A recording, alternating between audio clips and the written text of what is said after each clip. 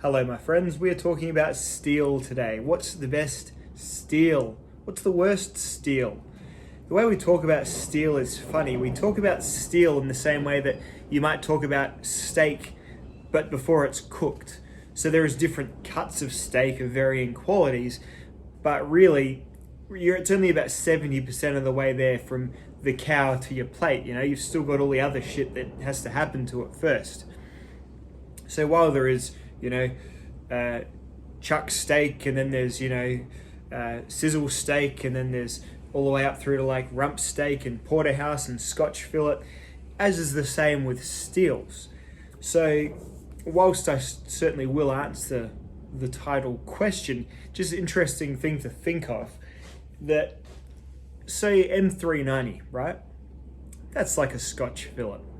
It's a pretty unanimously well-regarded cut or recipe composition of steel.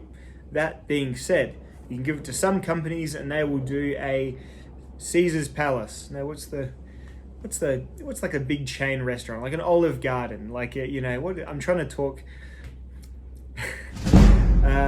Outback Steakhouse, like a chain restaurant. They'll do like a mass-produced quality that's tasty enough, but is it truly getting the best treatment out of that great cut of meat? Possibly not. Other companies, they'll completely ruin it. They'll hard boil it. They'll make it grey all the way through, and just you wouldn't not even. There's no point at even being a Scotch fillet by the time you're eating this chewy, tasteless bit of meat. Steel. And then other people will salt crust it perfectly. You'll cut into it. It'll be just medium rare. The middle will be all pink and fibrous still, and it'll just be perfect. So really, what you're comparing is uncooked Scotch fillet to uncooked porterhouse to uncooked, sizzle steak, chuck, beef, whatever.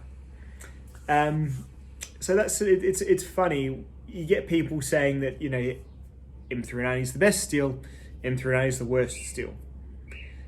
I think pretty unanimously you can say that, and this isn't a video about M390, but you can unanimously say that M390 is a good recipe. Like those elements in that steel and the way it comes from the factory, it's full of potential, much more so than like your 400 series, which is kind of getting back towards that chuck steak, In a master chef's hands, Paul Boss, the 420 cook, the Gordon Ramsay of cooking, chuck steak steel. I don't know how long I'm going to persist with this analogy. He can make that chuck steak. He really nicely season it and cook it slow. And so when you eat it, you could almost be kidded into thinking that it's like a piece of rump or porterhouse, but still it is chuck steak. Whereas other companies, it's just going to be chewy. It's gonna do the basic work of providing your body with protein and sustenance, but not going to be particularly memorable or enjoyable to eat/use. I do hope you're following. So I think the best way to look at steels is what the best applications of the steel have been for you, which isn't as fun to talk about. So to answer the fun question, I think the best steel for a pocket knife, just overall current recipe as it comes, potential based, for a pocket knife is Vanax. Same as the last time I did this video like 2 years ago. It's still Vanax is about everything. It's the trinity of edge retention, toughness, and stainlessness. All three aren't always in perfect balance, and they're not in Vanax. But stainlessness and edge retention are about as well as you can get, and even the toughness is okay. Done some work with Vanax in toughness and other things like that, and it's about like the best possible mix of the three. Interested to see how CPM MagnaCut works. Apparently it's a 4V-ish steel that is stainless. But yeah, Vanax at the moment, it's rust proof, not just stainless. It is, for all intents and purposes, rust proof. And it holds an edge I can get it to hold an edge for longer than M390. And it seems to be about as tough as you ever want in a pocket knife blade. So that's the short answer. There you go. But yeah, back to like how we should probably be thinking of steels, the best applications. Because my favorite steel isn't Vanax. Funny, why wouldn't your favorite steel be the best one? Well, because the best steel has only been in the Quiet Carry Drift, which was an okay knife, and Quiet Carry are okay, but yeah, and it sliced well on that blade. It was very well done, but hasn't been my favorite steel so far. If you were to get Vanax right and put it in the place of the CPM 20 CV in this TRM Atom, heat treated to 64. This is talking my language. High performance, thin blade. That's a dream right there, but it doesn't currently exist. So there's your best steels, and then there's your best available steels, best currently available steels. Rex 121, the best edge retaining steel. It is. I've extensively tested Rex 121, and yeah, I don't think it's bested by much. I mean, maybe someone could massage like a piece of 15V just in the right way to get it cutting as well as Rex 121 does on a normal day. But again, you're looking at Rex 121, how do you even get it? You have to get some steel nerd knife maker to make you a blade in it. You can't just finish watching this video and go into a knife shop and buy from Spyderco one of their evergreen line in Rex 121. Just can't. So then you look at Maximet, probably the best available edge retaining steel. You can just go and buy a paramilitary 2 in it right now without very little fuss. I mean, sometimes there's supply chain issues, but realistically speaking, you'd be able to find one. That's to say that is edge retention even factoring in on what makes a steel the best? I don't quite think it does. Vanax doesn't hold an edge for as long as Maximet, but the other things about it, the stainlessness, and it's easy to sharpen as well. It's probably more expensive. That just depends on how you're happy to spend your money. But Vanax versus Maximet, Vanax is still a more recommendable steel. It's like it's a prime piece of Scotch fillet, whereas Maximet is it's like a really good piece of pastrami. It's kind of like more to a taste. Not everyone wants spice and salts on the outside of their meat. Yeah, I think it's time to say goodbye to the steak analogy. It served me well, but I think I'll put that to bed.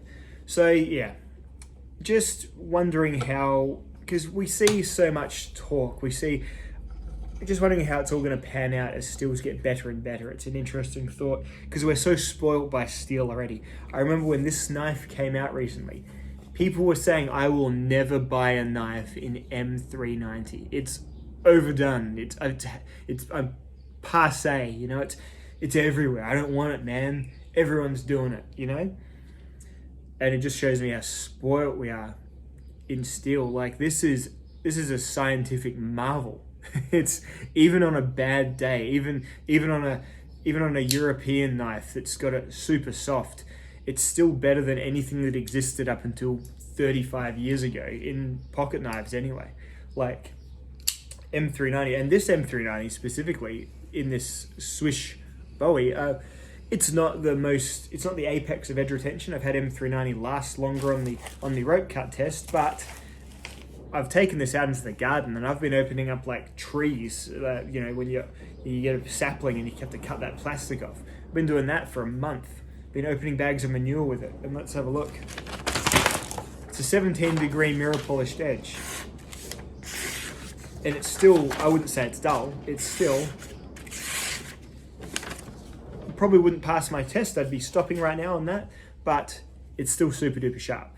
So for people to say that they'll never buy a steel, it's like saying I'll never eat a Scotch fillet because I had it badly, because or maybe because it was a food poisoning scare. Maybe everyone who ate it, Hard Rock Cafe, they all ate Scotch fillet and all got poisoned. You're not gonna say I'm never gonna eat that cut of meat again. And it's funny how we all talk in the knife industry. We're all about absolutes in the knife hobby. I'll never buy a Benchmade. I'll never buy a Wee knife. I'll never this. I'll never that. We're so hung up on falling into some kind of team. And how small can a team get? Team specific steel or team anti-specific steel? You're not gonna have anyone on your team anyway. It's gonna be a bloody tiny team of ants. No. So we're so spoiled. You talk about S35VN, everyone's you so commonly, if there's any other steel than S35, I'd definitely get that knife. So disappointed, Spyderco, for you did. So disappointed you chose S30V, in that new, Taichung knife that you made that's only going to sell, to niche collectors anyway who aren't even going to use the steel to cut anything. I'm so disappointed, Spyderco. Couldn't you have done it in M4, all that stuff. It's like, dude. And I know, like, we live in the now, but it's always nice to have a broader sense of time over things. Complaining about S35 VN, right? It's like driving in your car. You're driving in your Toyota Corolla, right? Driving your Toyota Corolla into the past, 70s, 60s, 50s, 40s, driving past you in this tunnel of light. And, you pull up next to this guy in the 20s on his horse. He's just had to go and drop his, mail off at the depot in the next town over. It's a 45-minute horse ride, His ass is all sore and stuff. He gets off his horse. He said, hey, what's that there? And you say to him, oh, look, this. Oh, don't even worry about this. This Toyota Corolla, it's just the worst. Everyone's got them. They're just boring. Has been, Ugh. I wish it could have been any other car, but they had to give me a Toyota Corolla. Why couldn't they have given me, a Lexus or a, Subaru? It's so silly. Like, we're so far ahead, and it's moved so quickly in the last 30 years that all of these steels are amazing. You know what steel is the worst steel? It's like when you've got a steel that's been sold as something it's not. So a steel that's been sold as, some premium glory steel. N690 does this often. The Italians will sell it for $350 on a fancy, designer knife. So N690 is never going to be worth that. To me, at least, the recipe, the performance of it, it's VG10 at best. So that's bad. I don't like that. But then if you're selling me an N690 knife for $40, it's good and stainless, I like this, Only truly bad steels are the ones that don't say what they are. Everything else is all about context. So you've got, a stainless steel, surgical steel, steels like that are going to suck because they're obviously embarrassed to put what's on it. Or sometimes they'll baffle you with like half of a steel name, like Chromo steel or Cro MOV steel or something like that. They're just throwing an alphabet soup of elements to you, and often kitchen knife companies will do this to you because they're selling to people who don't frankly care. Fine, but they want it enough to make it sound like it's a spec. So even your 8CR, 13 ABC, QSP steels, all that stuff. If you're paying $20 for a knife for one of those steels, you're probably getting what in the days of 440C would have been an industry-leading steel. Just don't pay $100 for it, D2 is a funny one. So D2, I'm long enough in the knife game to remember when all the custom makers were using D2 as their primary steel and people thought it was awesome. Now D2 is just, again, it's so blasé with everyone. And I mean, like this CRKT Clever Girl, this is a more expensive knife in D2. But then you get like your Civivis, and then you get your QSPs, and then you get like your Ganzos and stuff, all in D2 still. Probably, thinking of D2 like a piece of like, I don't know, blade steak, decent cut, it's fine. You can make it really nice. You could sizzle it to nothing and it'd be horrible. It's generally the I'm back at the steak analogy. The stuff is there for it to be fine, Just don't go to a restaurant and pay $90 for a blade steak dinner, It's the same thing. So yeah, that's how I feel about steel. My favorite iteration of a steel is probably the K390 on this Spyderco Police. Oh, this is on an EDC knife. I love all my custom knives. So like my case, Roman made me a knife of S390. It cuts forever. Like, it's amazing. And then you get things. This isn't even a steel. This is an experimental flexible ceramic carbide. This is the longest lasting edge retaining stuff you can get. So what's available to me and what I've actually used in an EDC knife, my favorite is probably this K390 on my Spyderco Police, on this exact Spyderco Police. I can get the edge retention up to about 750 odd cuts on my twisted Tissot rope. That's more than you ever need, Everything over 400 cuts, it's amazing. Like, that's so much EDC use, right?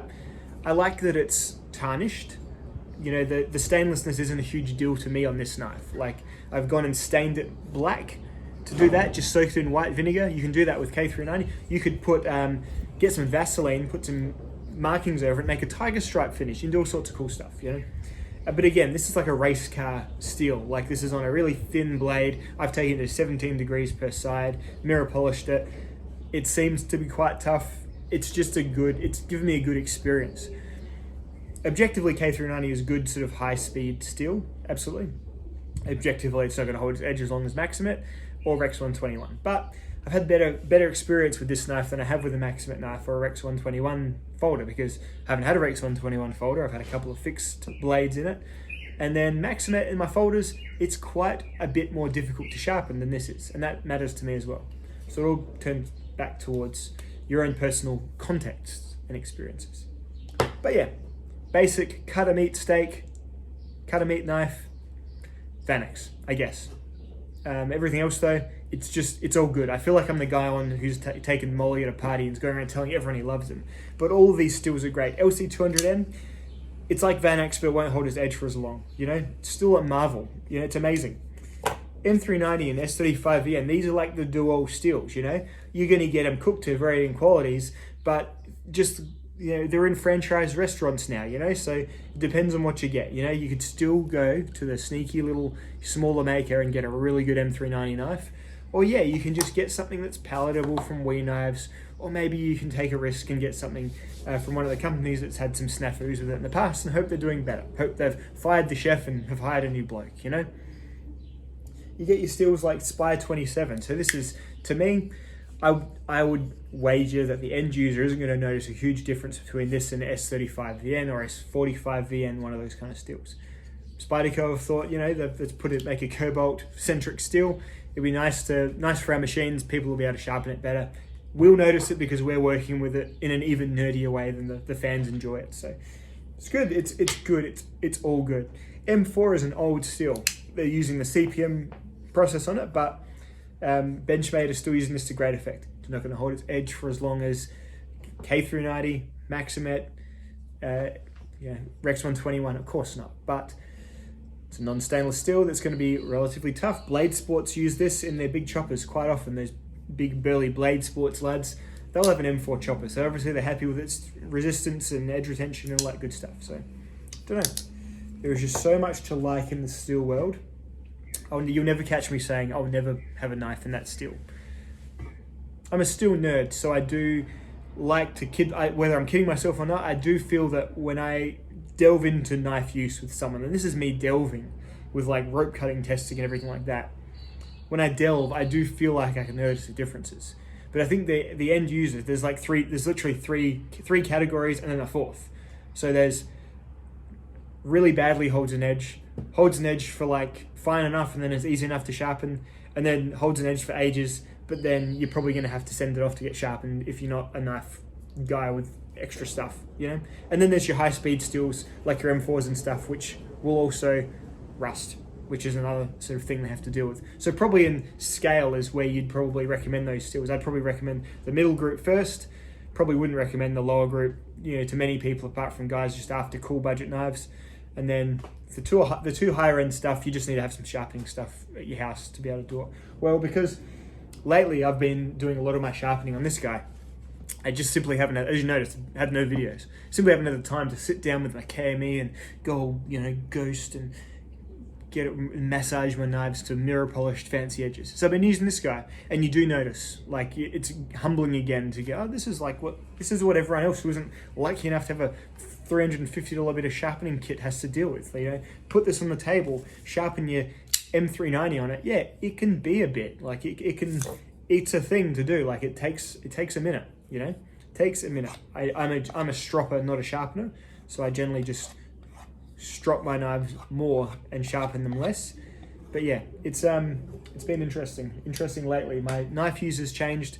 That being said, I think my main points are persisting, which is it's all about context, but Vanax is probably the overall best cut of steel that you can currently get.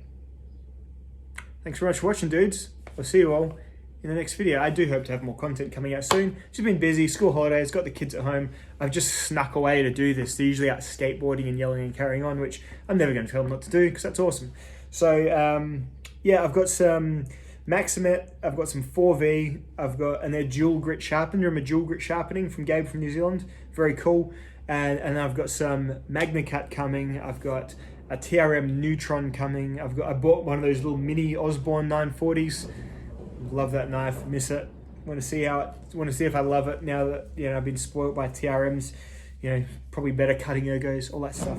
So a bit to come on the channel. Stand by, I'll put it out as quick as I can. Much appreciation to the patrons for sticking with me, and even those who've signed up, even though I've been a little bit quiet lately. There is more to come, and thank you all very much. Goodbye.